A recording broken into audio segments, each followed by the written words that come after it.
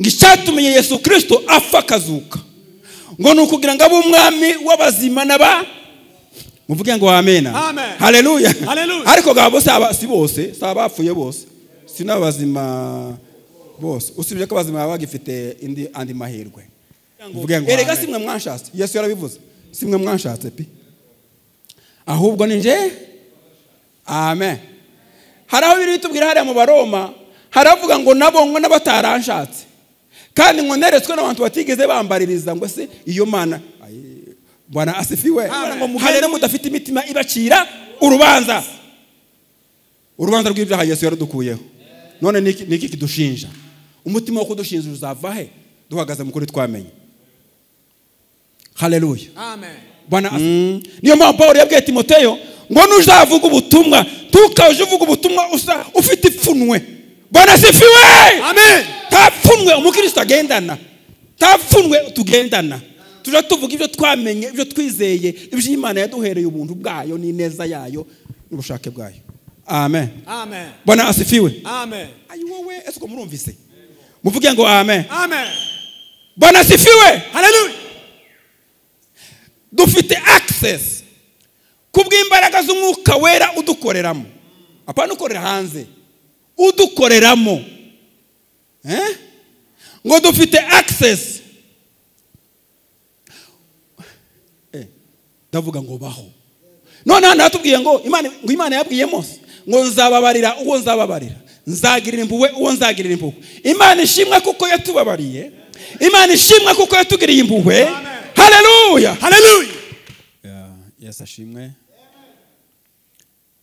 Yes ashimwe cyane.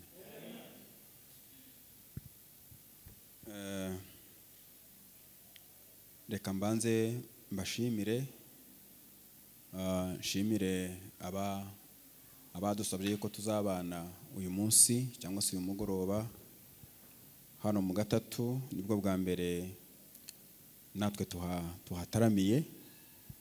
Narimo mbaza Rugabire ndetse katangiye ryari nta makuru nari mfite kubijyanye na gatatu. Rero kuba mwarashimye yuko tubana Imana ibaho umugisha. Icongeyeho nshimiye Imana ko yanshoboje.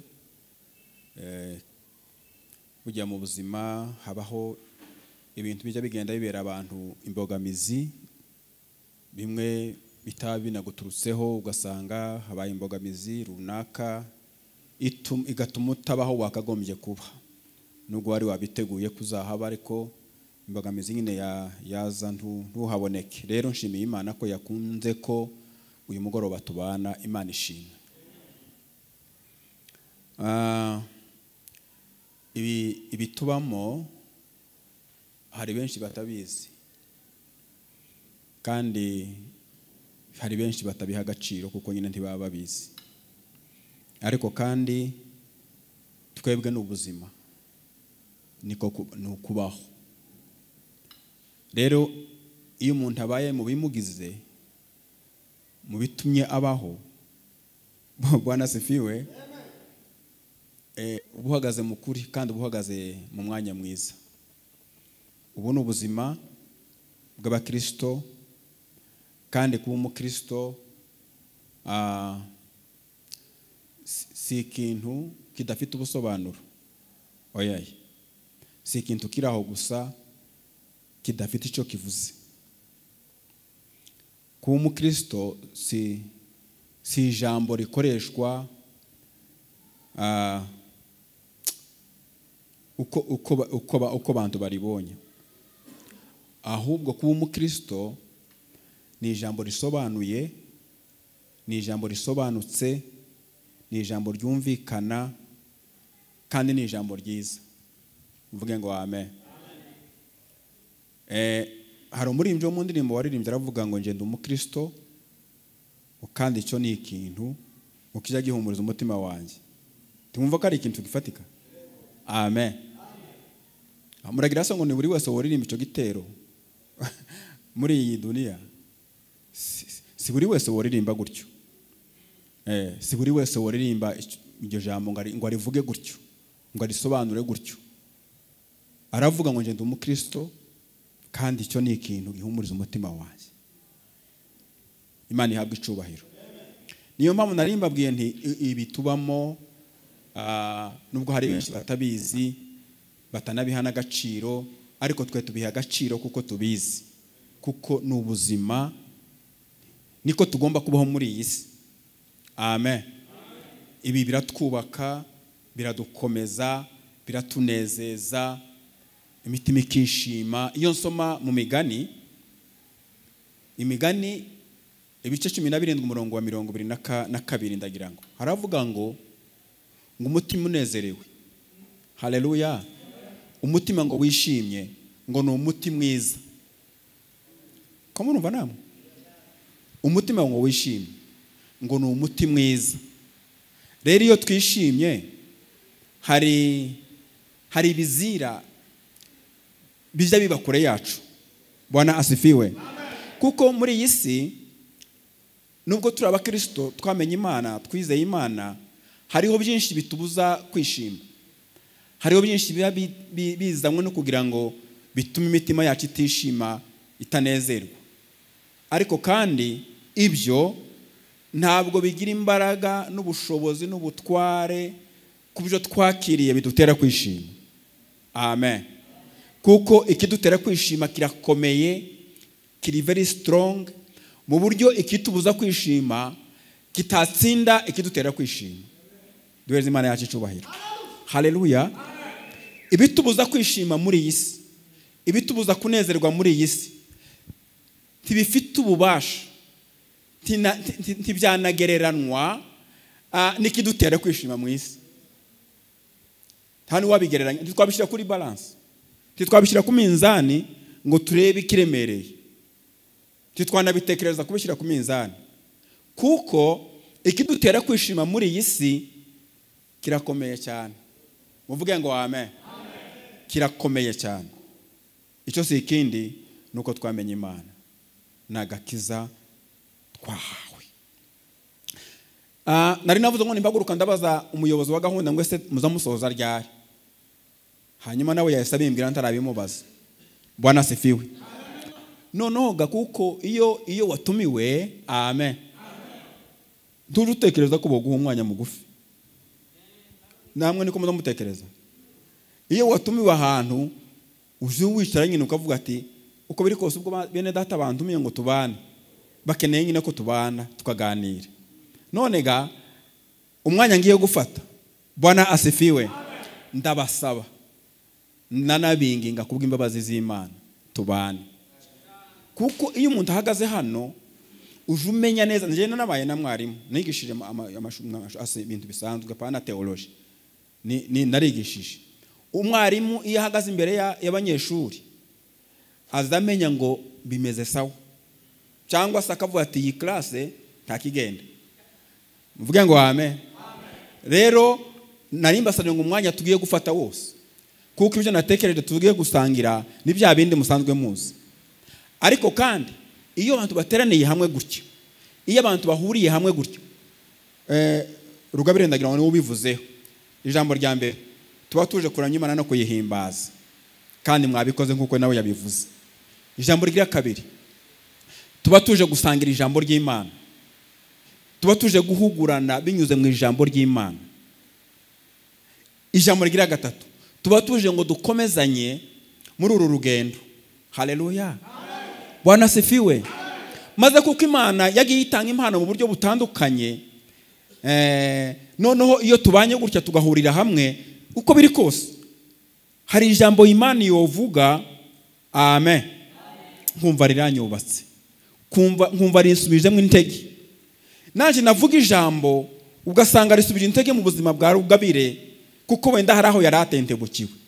Ni ugukomezanya muri uru rugendo, ni ugusangira ijambo ry'Imana, ni ugusenga Imana, kuko ijambo rivuga ngo mwishime iteka musenga ubudasiba. Siko ijambo rimaze tubwira. Rero nibyo biza bituzana tugahurira hamwe, Imana ihabwe icubahiro. Maze hari amagambo Imana yanshize ku mutima tugiye kuganira. Muvuge ngo amen. burya Rugabire umaze kumbwira usubije ko hari amagambo n'ubundi buriya amagambo y'Imana yose ni meza, ariko none nisoma Bibiliya hari amagambo aza kugira ngo ububasha.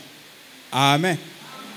Hari amagambo aza kugira ngo ububasha ukayakunda birenze no kuyaganira ukumva bimeze neza. Turihanganaga nta kundi. Ibi bigengwa n'Imana. Nta bubasha tubifiteho. Amagambo nifuje ko tuganira reka tuyasome.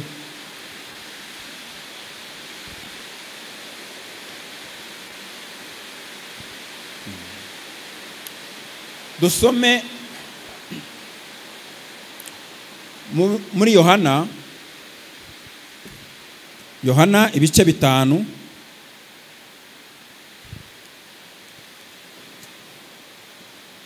Yohana 5 dusome ku murongo wa 39.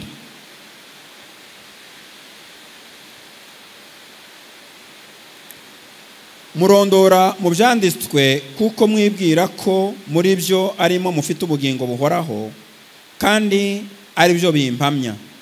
40. Nyamara mwanze kuza hondi ngo muhabwe ubugingo. Amen. Kongere dusoma handi. Twasomye Yohana 5:39 na 40.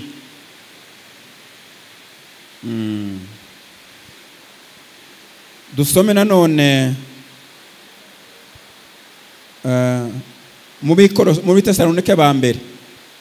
Abatesalonike ba mbere ibice 5 umurongo wa 9 n'uwa 10. Abatesalonike ba mbere ibice 5 umurongo wa 9 n'uwa 10. Kuko Imana itatugeneye umujinya, ahubwo yatugeneye guheshwa agakiza n'umwami wacu Yesu Kristo, wadupfiriye kugira ngo nituba turi maso cyangwa nituba dusinziriye tuzabaneho nawe. Amen. Ndaza gusoma hano gahangahe ariko nyine tubane. Hari n'ahandi nza kubasaba muza kunsomera namwe. Dusubire inyuma hariya muri Yohana. Tuvuye mu Bitesalonike dusubire inyuma tuje muri Yohana ibice 17.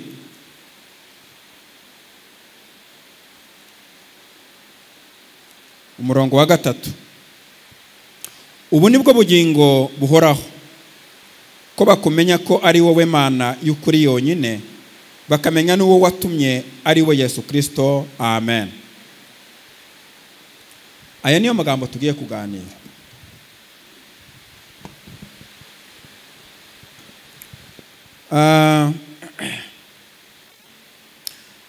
Uriya murongo cyangwa se kiriya gice twasomye cya mbere muri Yohana ibice 5 umurongo wa 39 n'uwa 40. Aya magambo ubundi Abayuda bahoraga basoma isezerano rya kera cyane, bakaryiga kugira ngo barimenye.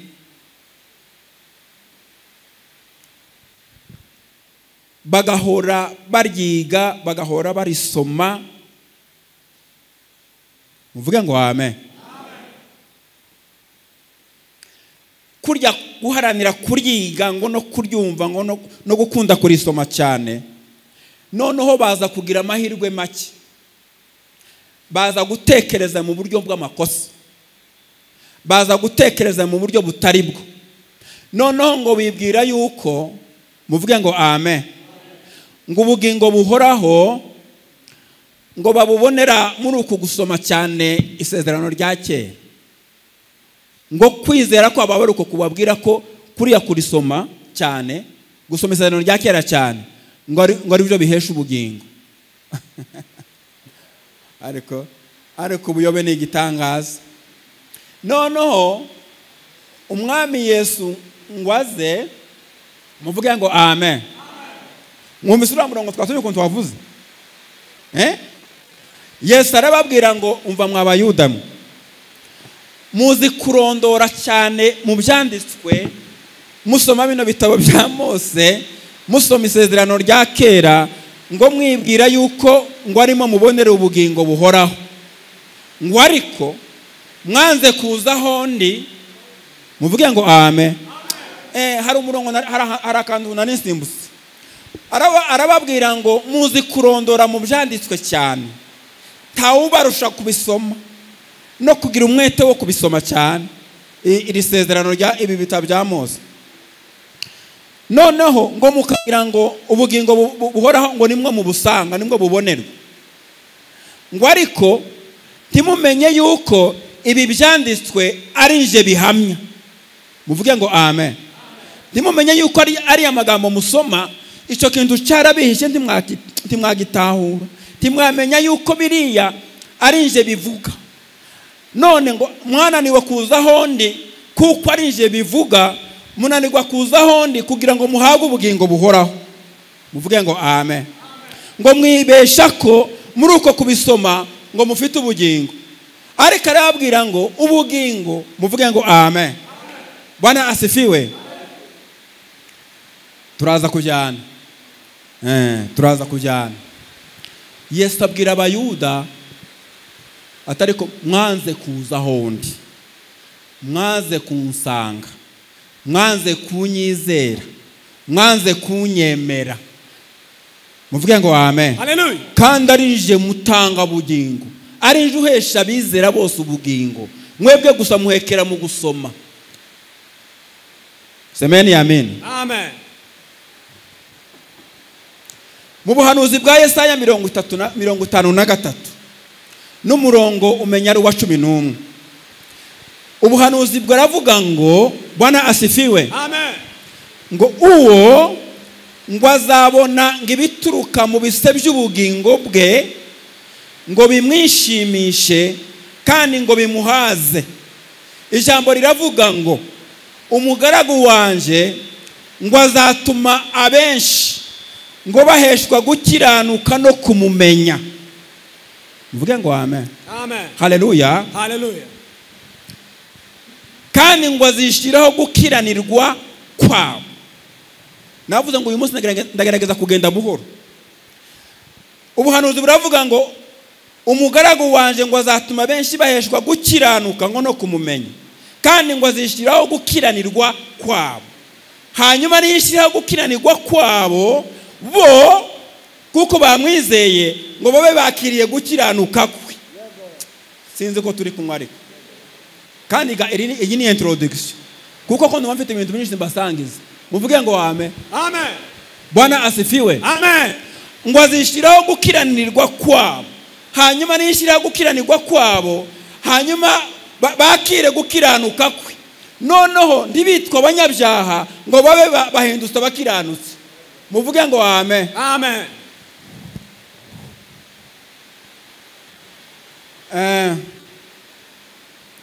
Bwana asifiwe. Hariya muri Yohana haratubwiye ibice 17, haratubwiye ngo ubu nibwo bugingo buhoraho. Imana ihabwe icyubahiro. Amen.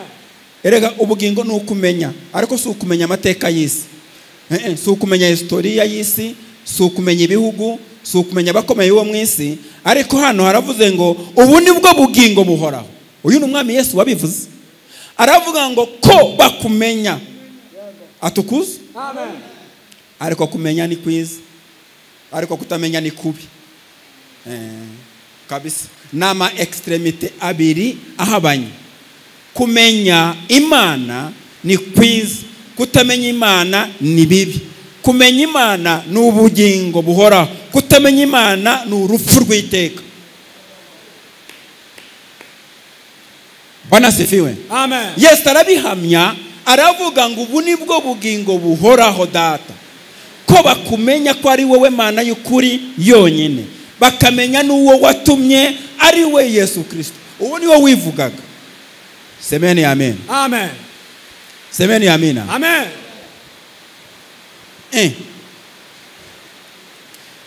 Ijambo riravuga ngo kuko Imana ngo itatugeneye umujinya, siko twasomye mu Tesalonike. Ubundi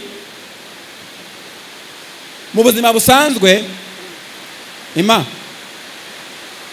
mwasubiye hano tukegerana. Ubundi mu buzima busanzwe iyo umwana yakoraga amakosa, ubu ngubu nubwo twebwe twayadusaza ariko natwe twabaye abana. Namwe nimuze hano muri hangana tubikore gutya kubera imvura kugira ngo twumve. Mu buzima busanzwe iyo umwana yakoraga amakosa akamenya ko umubyeyi yamenye ko yakoze amakosa, ukamenya ko umubyeyi wawe yamenye amakosa wakoze, ni ukuvuga ngo wagiraga ubwoba bukomeye, ukibaza ngo ndatahira he, ukibaza ngo ndabonana n'umubyeyi bigende bite, ukiriranwa ubwoba, ugakora amakosa mu gitondo bukira ufite ubwoba n'igihunga muri wowe. Ariko Bwana asifiwe. Hari indirimbo baririmbye ngo wariko umwana agaruse maze se wagiraga ubwoba ukavuga ngo noneho dataranyishe. Ariko iyo wageraga imbere y'umubyeyi muvuge ngo amen, amen, iwe muri we yarangije kukubabarira, ukabona aramwenyuye agaseka, ukabona ntamukanya, ukabona ntiyazinze umukanya ari mu maso, ukabona uzakavuga ngo ayiwengwa. Mwese ndi mwabaye abana batoya, natwe suko wazaga wumva umutima unezerewe, ukagubwa neza, ukafatira ingamba, ukavuga ngo sinzongera ubwo uyu munsi Imana ingiriye neza. Muvuge ngo amen, amen. Hanyuma ijambo riratubwiye ngo kuko Imana itatugeneye umujinya. Ese iyo tuvuga ngo Imana itatugeneye umujinya, niki cyatumye itawutugenera kandi twara abagome bayo? Niki cyatumye itatugenera umujinya twara abanzi bayo? Niki cyatumye itawutugenera twara abanyabyaha? Mu yandi magambo byumvikane neza, muvuge ngo amen, amen. Bwana asifiwe, haleluya. Ijambo riravuze ngo kuko Imana itatugeneye umujinya, ahubwo ngo yatugeneye iki? Mureka dusome tuvuga iki ijambo ry'Imana rivuga. Haravuga ngo kuko Imana itatugeneye umujinya, ahubwo yatugeneye guheshwa agakiza n'umwami wacu Yesu Kristo. Muvuge ngo amen, amen. Noneho ganibigana babwiye ngo ubuzima tubamo nubwo benshi batabuzi, twebwe twagiriwe ubuntu n'Imana, turamenya turatahura ko Imana itatugeneye umujinya, ahubwo yatugeneye guheshwa agakiza n'umwami wacu Yesu Kristo. Noneho ibyo bigatuma dusaragurika bisi ndi bamenye ibyadushajije. Bwana asifiwe, haleluya. Imana ihabwe icyubahiro, amen. Uyu munsi mfite ibintu byinshi nza kubasangiza. Muvuge ngo amen, amen. Kuko numva yamvuga ko babiri mu byiru bibiragira muri jewe.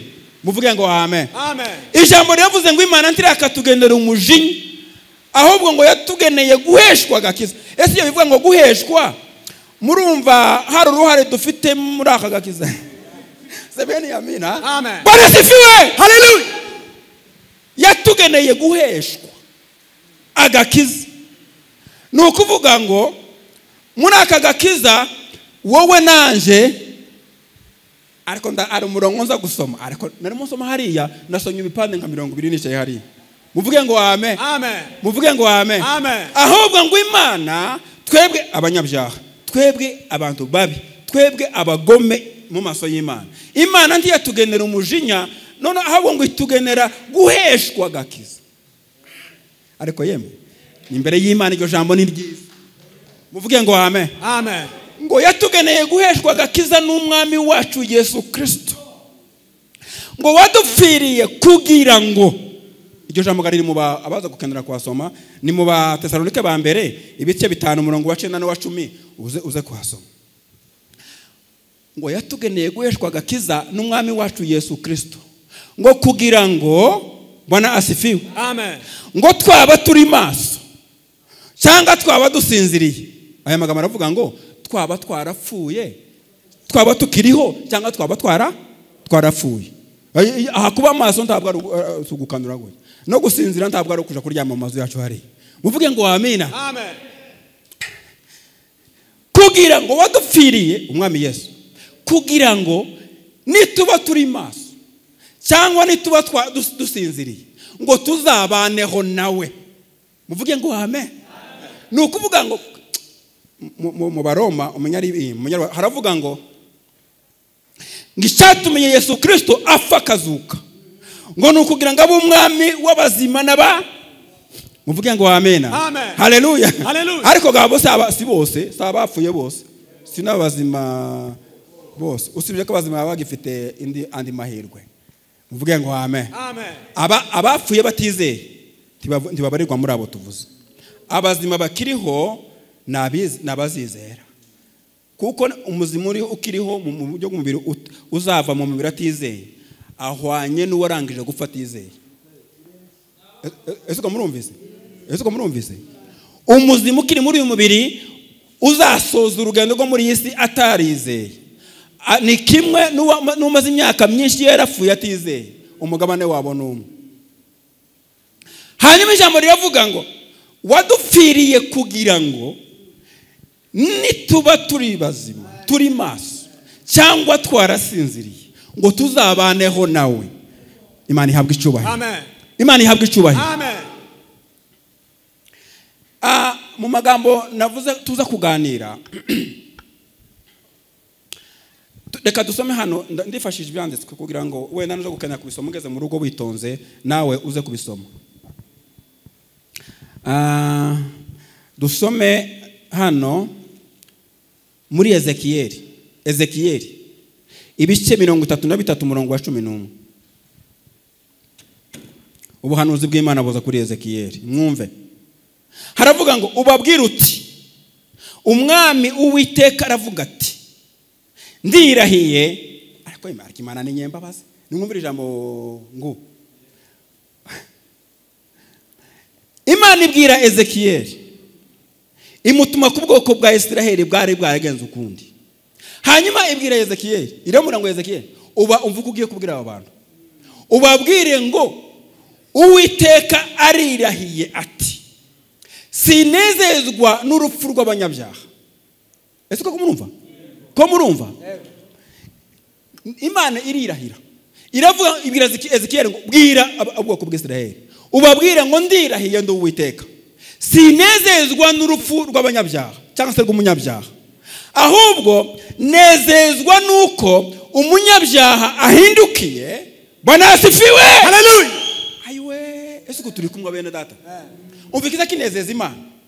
Imana ni nyembabazi, ni nyarukundo muri kamere yayo kandi bihoraho iteka. Kuko kamere y'Imana ntihinduka, imiterere y'Imana ntihinduka, abantu baje bahinduka ariko Imana ntihinduka. Kuko ijambo ryayo rirambwira ngo uko yahoze ni kuri ni izaho.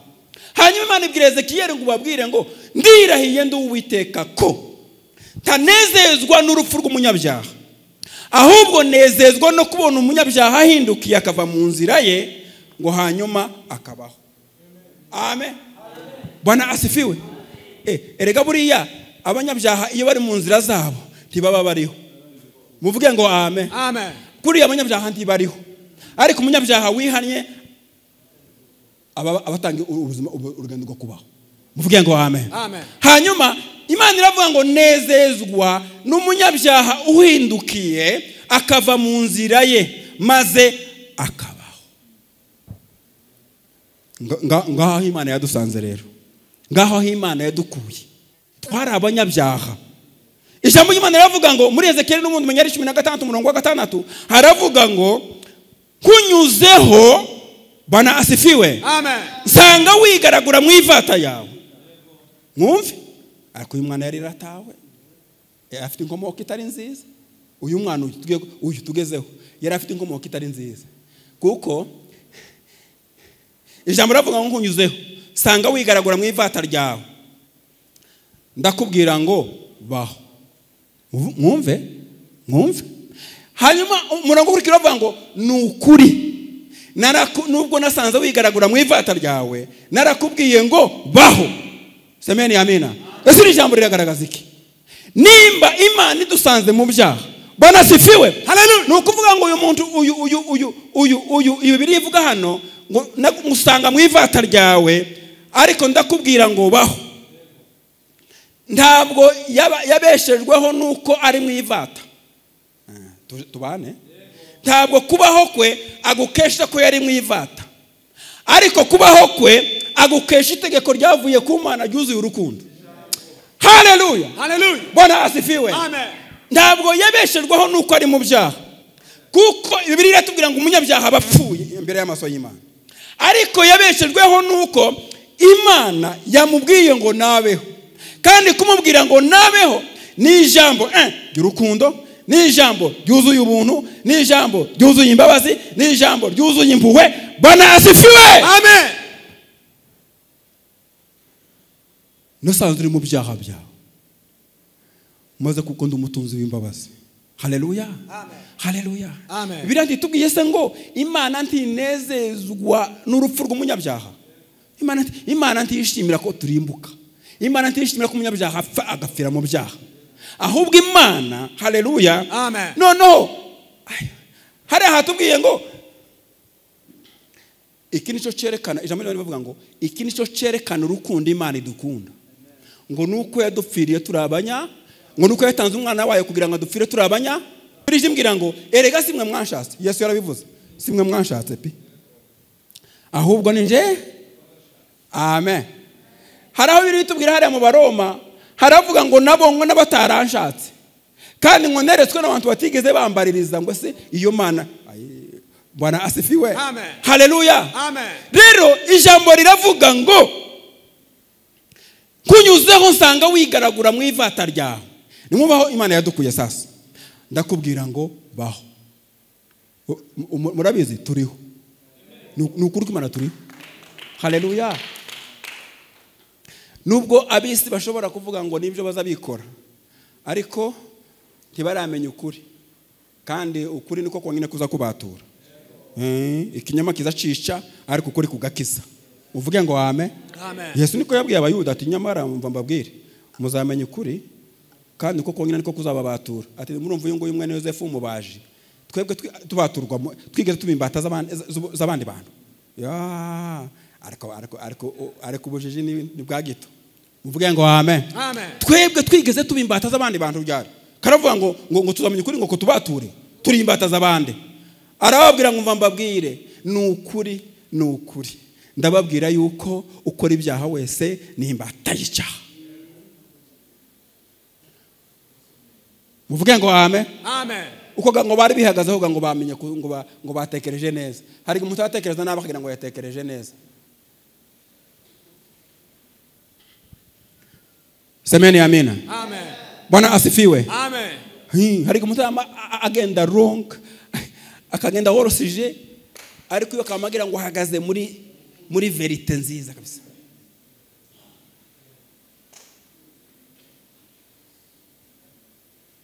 Bwana asifiwe. Amen. Bwana asifiwe. Amen. Kandi iteka ukuri kugira imbaraga kurusha ikinyoma. Muvuge ngo amen. Amen. Ko turavugaga iby'umwuka.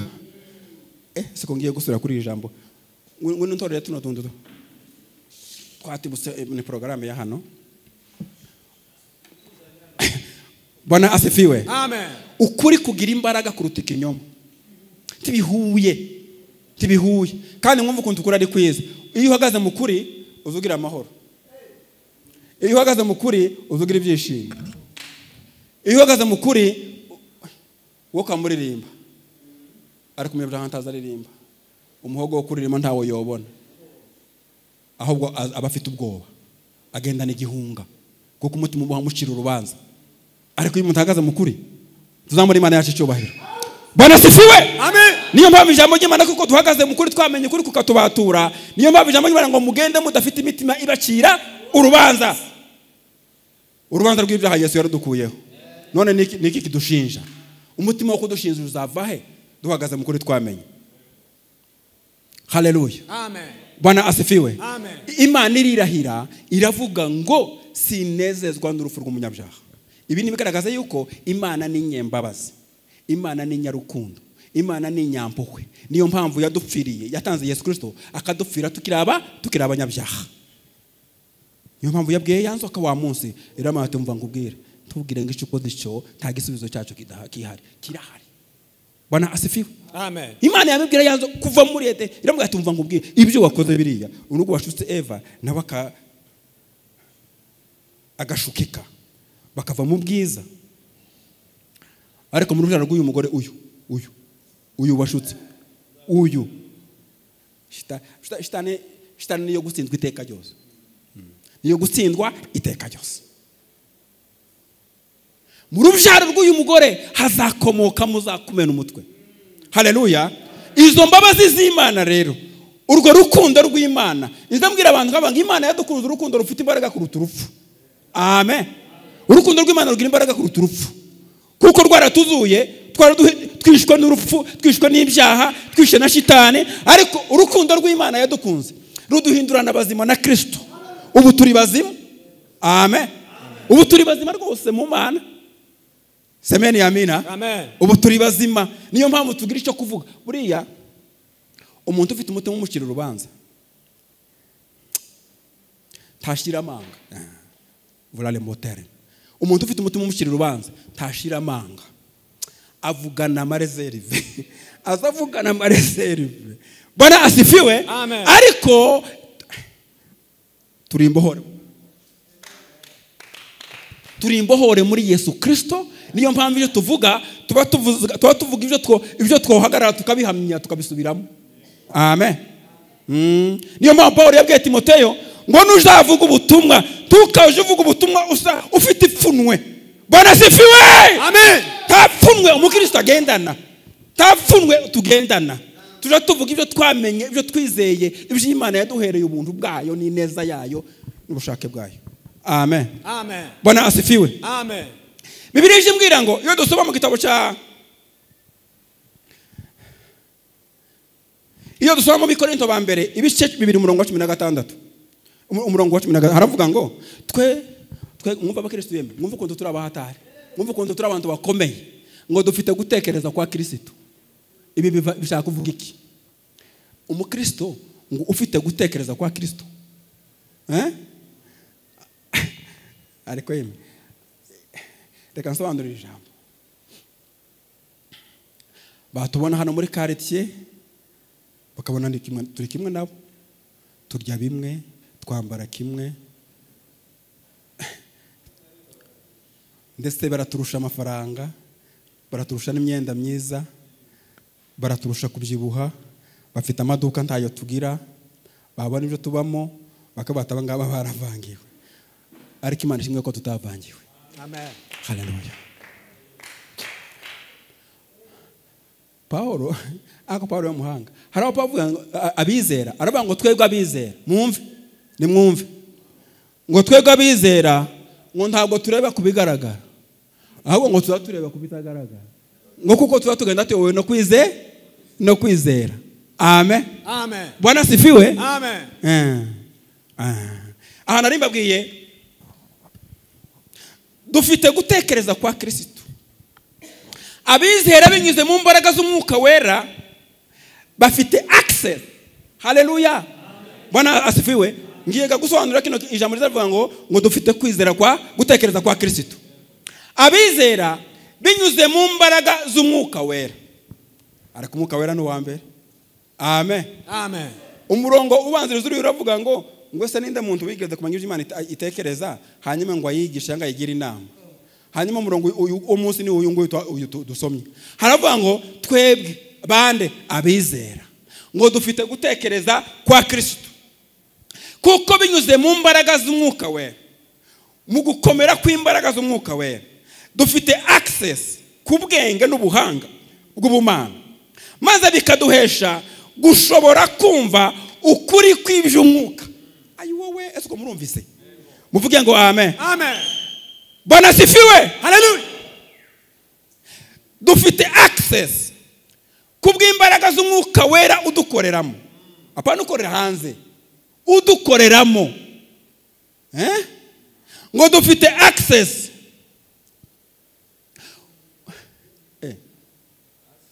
access dufite uburenganzira bana asifiwe twemerewe amen gutahura kubw'imbaraga z'umwuka uri muri twebwe gutahura ubuhanga bw'Imana n'ubwenge bwayo bana asifiwe n'imigambi yayo kuri kiremwa muntu. Haleluya haleluya. Noneho kuko twizeye umwuka w'Imana akaba ari muri twebwe ngo dufite uko kwemererwa nuko gushikira nuko kumenya no gutahura imigambi y'Imana n'ubushake bw'Imana kuri kiremwa muntu. Amen amen. Bwana asifiwe amen. Imbaraga z'umwuka wera zikorera muri twebwe. Amen. Imana ishimwa cyane. Amen. Noneho ngo bikaduhesha ngo mwumve ngo none reka mbabaze tumaze mubona Imana gayatanze impano mu buryo butandukanye. Tumaze mubona ko ari umuntu kubera ko umwuka w'Imana akorera muri we ngo kamuhura ku cyarugabe akamakubwira ngo ejo wari kitengera kandi nta tike wari ufite wageze muri gare hari umuntu wo mwahahuriye niwe wagufashije tike urazugera kayore akamakubwira kandi ari ukuri atasenze. Semeni amen. Ko n'urugero gusa n'urugero gusa ndanze rutoya. Hanyuma imbaraga z'umwuka wera zikorera muri twebwe ziduhesha gutahura. Bwana asifiwe. Haleluya. Ziduhesha kumenya imigambi y'Imana, gusobanuka ijambo ry'Imana. Bwana asifiwe. Amen. Kumenya amaze tukumva maze ngo tukamenya iby'umwuka.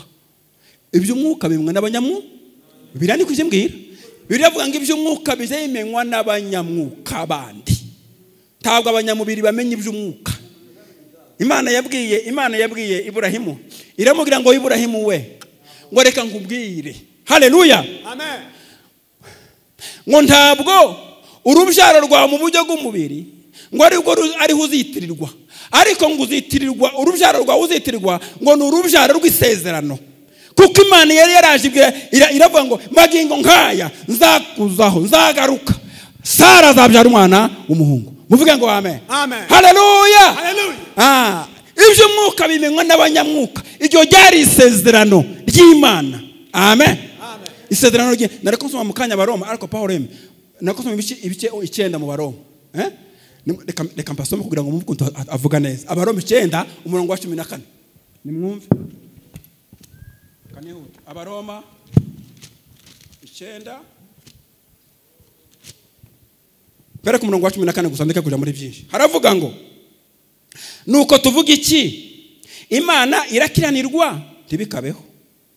Kuko yabwiye Mose iti nzababarira uwo nzababarira kandi nzagirira impuhwe uwo nzagirira impuhwe. Mwumve yeme imbabazi z'Imana nazampuwe twavuze kunyuzeho sanga wigaragura mu ivata ryawe ndavuga ngo baho. None hano hatubwiye ngo Imana yabwiye Mose ngo nzababarira uwo nzababarira nzagirira impuhwe uwo nzagirira impuhwe. Imana ishimwa kuko yatubabariye. Imana ishimwa kuko yatugiriye impuhwe. Haleluya haleluya. None tuvuge iki? Imana irakiranirwa ntibikabeho kuko yabwiye Mose iti nzababarira uwo nzababarira kandi nzagirira impuhwe uwo nzagirira impuhwe. Mwumve 16. Nicyo gituma bitaba ku bushake bw'umuntu cyangwa ku mwete abigirira.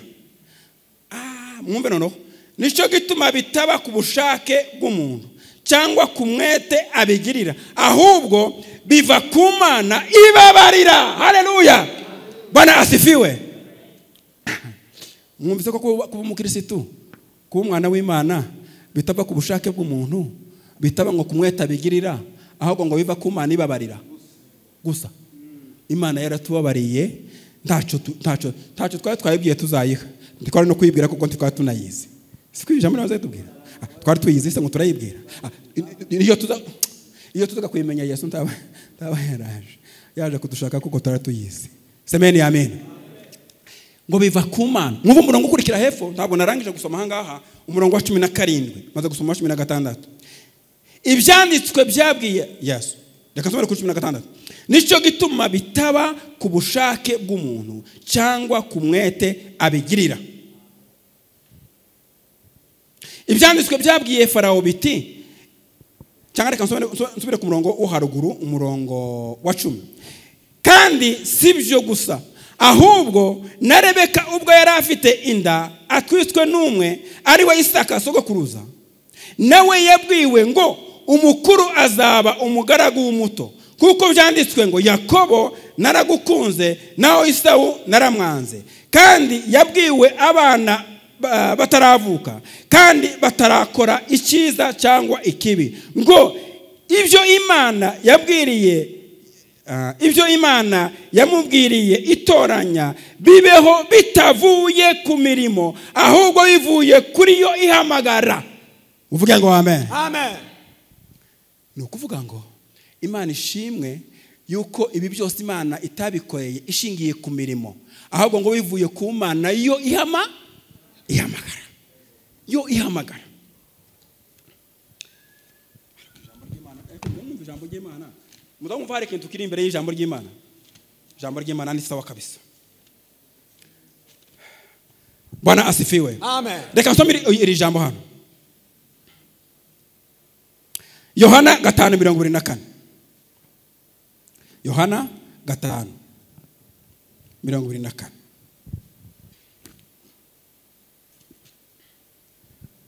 Yohana 5:24. 24. Aya ni amagambo yavuzwe n'umwami Yesu. Yaravuze ngo ni ukuri ndababwira yuko uwumva ijambo ryanje akizera uwandumye aba afite ubugingo buhoraho, kandi tazacirwaho iteka, ahubwo abavuye mu rupfu ageze mu bugingo. Ni ukuri ndababwira yuko igihe kije ndetse kirasohoye, ubwo abapfa bumva kandi bazumva ijwi ry'umwami Imana, n'abaryumvise bazaba bazima. Amen. Aya ni amagambo umwami Yesu yavuze, kandi ayavuga ashyiraho indahiro. Yesu ararahira. Ijambo turimo tuganira ahangaha ni ukuntu dufite ubugingo kaga. Semeni amen. Kandi ubugingo apana ubuzima, ko ndavuga ubugingo. Amen. Amen. Kuko muri ubu buzima Yesu ararahira, aravuga ngo ni ukuri ndababwira yuko umuntu wumva ijambo ryanje akizera uwantumye, ni muri Yohana 5:24, akizera uwantumye afite ubugingo, kuko abavuye mu rupfu ageze mu bugingo. Imana ishimwe kuko twavuye mu rupfu tukaba turi mu bugingo. Nubwo uyu mubiri twambaye ari umubiri uzapfa, kandi ntuzapfa gusa uzanabora. Hajya twasomye hatubwiye ngo amen. Amen. Ngo Imana ntiyatugeneye umujinya, ahubwo yatugeneye guheshwa agakiza n'umwami wacu Yesu Kristo, wadupfiriye kugira ngo nituba maso cyangwa dusinziriye ngo tuzabaneho nawe. Amen. Amen. Ni ukuvuga ngo ubu nshobora kwambura uyu mubiri, ariko Imana ishimwe yuko no mu gihe cyambaye uyu mubiri nzambura mfite ubugingo muri jewe. Amen. Amen. Semeni amina. Amen. Hanyuma Yesu ararahira ngo ni ukuri ndababwira yuko uwumva ijambo ryanje akizera uwantumye abavuye mu rupfu abageze mu bugingo. None mwaretse tukaba dusangira aya makuru y'ubugingo.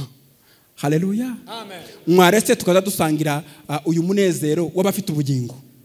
Mwaretse tukaza twubakana no gukomezanya tubwirana aya makuru meza. Erega hari abandi bazabahuzwa bakavuga amakuru usari adafite nk'inyungu, kandi bakayavuga umwanya muremure. Usari ibihenze nibyo biza bihaga umwanya muto. Uzi ko hari ibyiciro abantu baza bicara bagafata amasaha menshi barimo baganira nk'ibintu bidafite nk'umumaro mwinshi.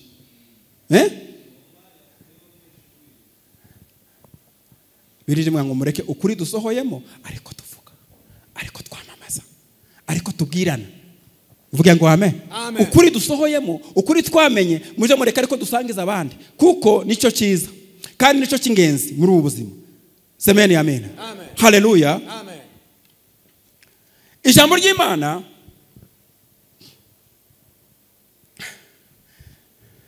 Yesu Yesu amaze kuzuka muzi ko yagiye yereka abigishwa ibiheta ngo bitandukanye. Noneho umunsi umwe arabiyereka amaze kuzuka. Muribuka ko yigeze kwereka abana bajya abigishwa babiri bari mu mudugudu we Mouse. Ariko umunsi umwe yongera kwiyereka abigishwa. Arababwira ati mwumve. Muvuge ngo amen. Amen. Haleluya. Amen. Aravuga ngo aya niyo magambo nababwiraga nkiri kumwe namwe ntarapfa. Muvuge ngo amen. Haleluya.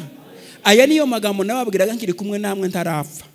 Ngo yuko ibyanditswe kuri nje byose. Ima. Ijambo ry'Imana ni ukuri. Kuko ni imvugo y'Imana, nakanwa k'Imana, ni impumeko y'Imana. Ni ukuvuga ni ukuri. Hanyuma Yesu abwira abigishwa. Arababwira ngo aya niyo magambo nababwiraga nkiri kumwe namwe ntarapfa. Tukigendana tugasangira imigati, tukigendana. Ngo yuko ibyanditswe kuri nje byose. Mu mategeko ya Mose, Imana n'umukozi w'umuhanga. Hajya Yesu yabwiye abayuda akabwira ngo muzi kurondora mu byanditswe. Uzi ko bazaga babirondora ntibabyumve. Muvuge ngo amen. Bazaga babisoma cyane ntibabyumve. Bakabona Mose na biriya bitabo bya Mose. Ariko ntibarebe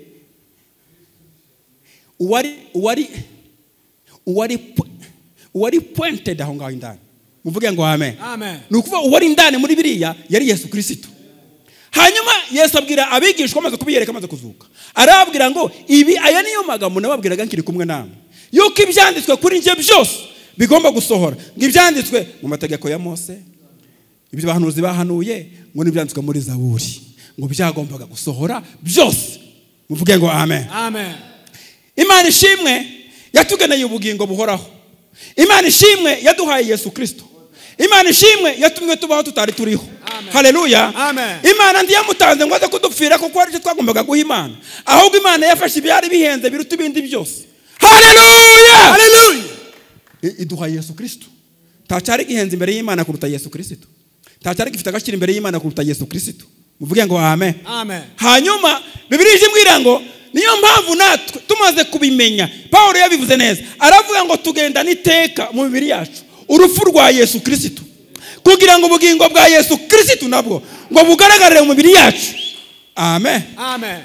Nono anoga abantu babona ko turatamba, babona ko turaririmba, bakagira ngo ni bisanzwe. Ariko si bisanzwe, muri twebwe dufite ubugingo bwa Yesu Kristo. Amen. Amen. Bwana asifiwe. Amen. Muri twe dufite ubugingo bwa Yesu Kristo, kandi iryo shema nuwo munezero nuko twagizwe, nuko twahinduwe. Bwana asifiwe. Amen. Paulo yandikiye Abaroma ibice 12 umurongo umunyaro wa 2. Aravuga ngo mwabaroma muhinduke rwose. Muhinduke. Ima nje ndo umukristo, icyo ni ikintu. Uvuge ngo amen. Amen. Nje ndo umukristo, icyo ni ikintu. Tumutuko turaha twese. Nimba hari umuntu uri hano utarakizwa, umutima wo kuramubwira ngo nukuri nje sindakizwa. Apana kuvuga ngo hari ubyeretswe arayimwongorera. Siko bizabigenda. Muvuge ngo amen. Amen. Roho yako ni temwe mugani wa Kongomani na bana. Bwana asifiwe. Amen. Amen. Amen. Paulo yandikira Abaroma aravuga ngo muhinduke rwose, mugize imitima mishya. Nduruzirira jambo narimbabwiye rivuga ko twebwe dufite gutekereza kwa Kristo. Haleluya. Amen. Nukuvuga ngo twarahindutse rwose. Haleluya. Haleluya. Bwana asifiwe. Amina. Nukuvuga ngo uwahindutse wese rwose niwe muri we ufite ikibanza cya Mwuka Wera. Hanyuma Mwuka Wera rero niwe uduhishurira biriya twavuze. Hanyuma Paulo yandikira Abaroma arababwira ngo muhinduke rwose, mugize imitima misha, mugize imitekerereze misha, mugize imyiyumvirire misha. Haleluya. Haleluya. Hanyuma iyo twahindutse rwose, Umwuka Wera akorera muri twebwe. Umwuka Wera akorera muri twebwe. Bwana asifiwe. Amen. Yesu aravuga ngo ubu nibwo bugingo rero. Nisengesha ari masenga. Aravuga ngo data we, ubu nibwo bugingo buhoraho, ko bakumenya ko ari we Mana y'ukuri yonyine, kandi kumenya Imana kare Imana y'ukuri yonyine yeme no mugisha ufite yindi migisha yose ese ko bataramenya ko hari kari yo Mana y'ukuri yonyine bakamenya n'uwo yatumye ari we Yesu Kristo bamenye iki bafite iki baziki mureke mabwire ijambo Bwana asifiwe amen. Paulo yandikiye abaroma manyari bice 9 uhereye ku murongo wa 10 nimba atari bice 10 umurongo wa 9 aravuga ngo gukiranuka kuva ku Mana. Mwumve ko muranyumva ngo kuja kuvuga kuti amen amen. Ngo ndikuja kuvuga kuti ngo ese ninde ngo tuvuga kuti ngo ninde ngo uzazamuka mu ijuru mugo murumva gukiranuka kuva ku Mana guheshwa no kwizera no ngiye kuvuga apana gukiranuka ku mategeko kuko Paulo yaravuze ngo uzagusohoza ngo azabeshwaho nako uko amategeko ariko ngogere faravuga ngo ariko ngo gukiranuka guheshwa no kwizera ngo ndikuja kuvuga ngo ese ngo ninde uzazamuka mu ijuru ngo bisobanura ngo kumanura Kristo aze gupfira abanyabyaha muvuga ngo amen amen. Ngo cyangwa ngo kwibaza kuti ngo ninde uzaje kuzimu ngo bisobanura ngo kuzura Yesu Kristo mu bapfuye amen amen. Ahubwo ngo kuja kuvuga kuti bezima nashicubahiro haleluya ariko gukiranuka kuva ku Mana no kwa mbere ngo kuja kuvuga ngo dore ijambo rirakwegereye ko muranyumva ngo kandi ngo riri mu kanwa kawe ngo no mu mutima wawe ndazo gusobanura aya magambo muvuge ngo amen amen. Ngo gukiranuka kuva ku Mana kuza kuvuga ngo kuza kuvuga ngo dore ijambo rirakwegereye ngo riri mu mutima wawe ngo no mu kanwa kawe amen amen. Muvuge ngo amen amen. Aya magambo asobanura iki rero nimba ijambo ritwegereye kandi rikaba rivuga ngo riri mu mutima wacu ngo no mu kanwa kacu tiribaza ngo se ninde uzaza kuzamura kumanura Kristo cyangwa ninde uzaza kumukura ikuzimu muvuge ngo amen.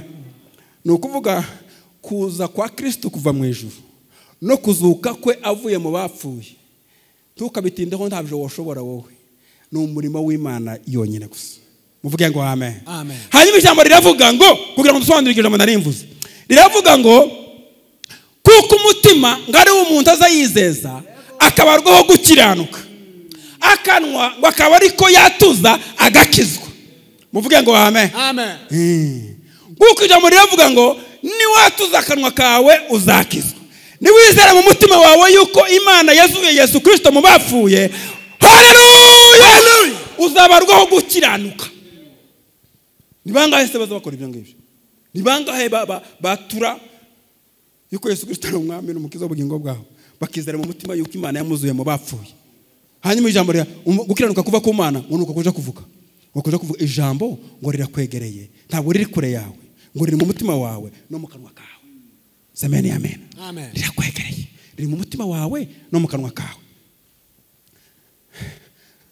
ubugingo buhoraho haleluya amen. Ubugingo buhoraho Rutone ubwo Yesu adafa singipfuye kuko njye na Yesu turumwe muvuge ngo amen amen. Bwana asifiwe amen. Nonoga mubisi bazama batangara ngo ayiwe ngo mbega batoza bishinyagurira ngo ntibagisiba rangata buri munsi babagera ngata ngo barakavuga ngo sinzapfa ngo Yesu ngo Yesu ngo ngadafa ngo nanjye singipfuye kandi ngo bahora rangata bari hanze y'ivy'umwuka bari hanze y'ivy'umwuka bari hanze y'ivy'umwuka kuri Yesu gupfa Yesu yaravuze ngo nugusinzira haleluya nugusinzira kuko ikibora ntabwo kigomba kwambara kuragwa kutabora ikibora nticyo kutabora. Bwana asifiwe amen. Paulo aravuga ngo amen amen kubwakavukire yacu muri bukanya nababwiye ngo uriya mwana yari afite amateka mabi inkomoko mbi kaga uriya mwana birivuga ngo nkunyuzeho usanga bigaragara mu ivata ryawe ariko ndavuga ngo baho yari afite amateka mabi yari afite histoire mbi yari afite inkomoko mbi muvuge ngo amen amen. Yari afite inkomoko mbi kuko yari yarajugunywe yari yaratawe natwe rero mu bwakavukire yacu uturabira muri Adamu uriya waguye muri Edeni areka uriya mugabo watumye tugubwa nabi urebe iriya niyo nkomoko niyo mpamvu birivuga ngo ku bwakavukire yacu ngo twara kugirirwa umujinya kimwe n'abandi bose, ngo ariko kuko Imana ari umutunzi w'imbabazi. Bwana asifiwe. Bwana asifiwe. Haleluya. Uturebere mu Adamu twarabo guhanwa, twarabo gushirwaho iteka, twarabo kurimbuka, ariko haleluya. Haleluya. Adamu wa kabiri yaraje we. Semeni amina. Amen. Adamu wa mbere ngo yahindutse ubugingo buhoraho. Ariko esiko bigiye kuba birebire. Imana yaremye umuntu mu mukungugu wo hasi, hanyuma imuhumekera umwuka, hanyuma ngo ahinduka ubugingo pana buhoraho we, ahinduka ubugingo buzima. Ahinduka ubugingo buzima, abaho, atangira guhumeka. Kuriya ko gitangaza, uriya mwuka wo guhumekera mu kiremwa cyari gitaka, ruhaha, umukungugu, uriya mwuka tuwusangenda abapagani. Ko muranyumva neza? Ariko hari cyo tuwusangenda abayisilamu, tuwusangenda abamayimayi batumaze, turawusangiye.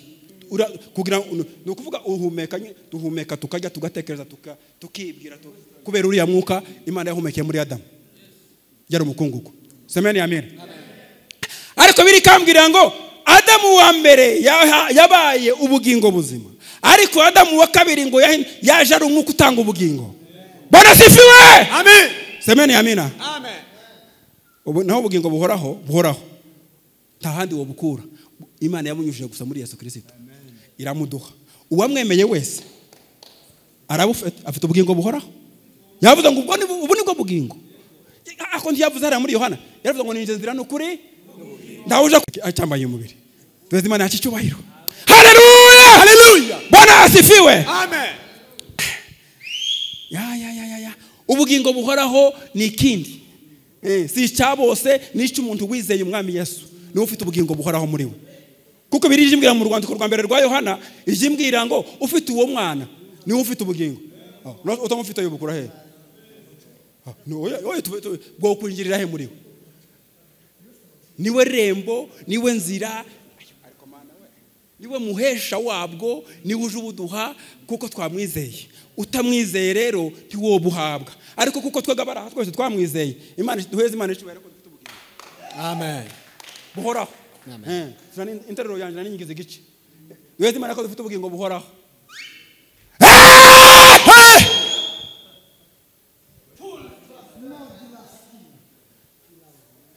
Muna bajya abantu muzamona bariye cyane bagahonjoka. Ndashoje ye. Ese ese baravuga ngo nisambiri hajya bakistera. Kansoze. Bajya abantu muzamona bariye bagahonjoka, muzamureba mukavuga atema. Abangaba kameme bafite ubuzima. Ubuzima barawufite pe. Ubuzima bwo barawufite. Kabona umuntu karayaga kuko yibiseho dusheri. Agomba no kuyaga kuko uyu mubiri wo uratoberwa uragaburirwa nyine kugira ngo use neza. Iyo bitameze gucyo nyine tuzugaragara neza. Ariko yomera kuriya adafite ubugingo buhoraho.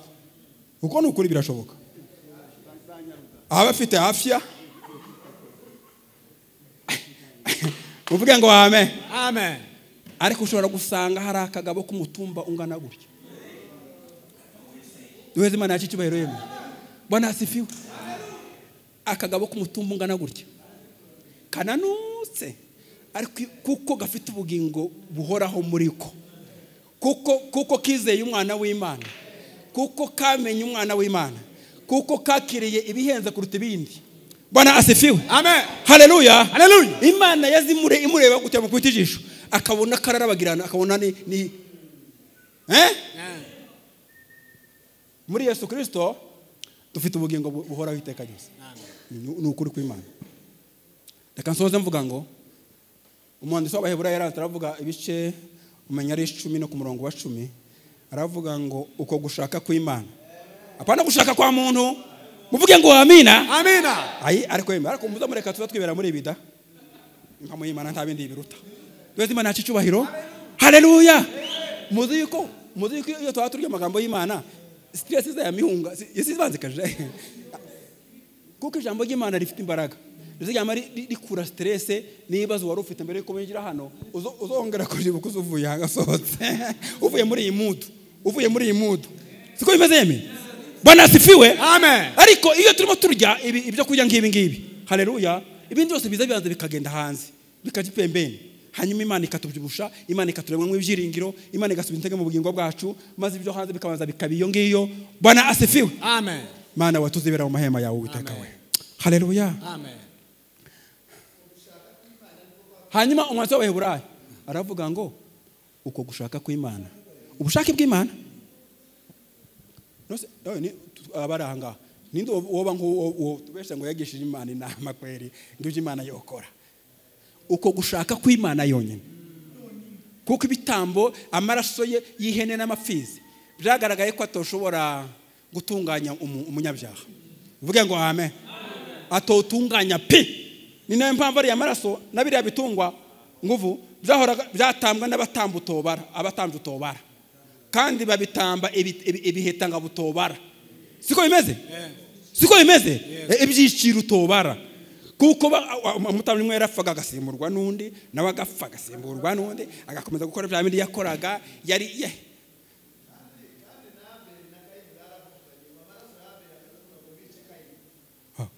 amaraso y'Abeli yari mataka. Tudukijamo riravuga mu itangiriro ngo amaraso Imana yavuze yabwiye Kayini ngo amaraso ya murumuna we Abeli karantakira.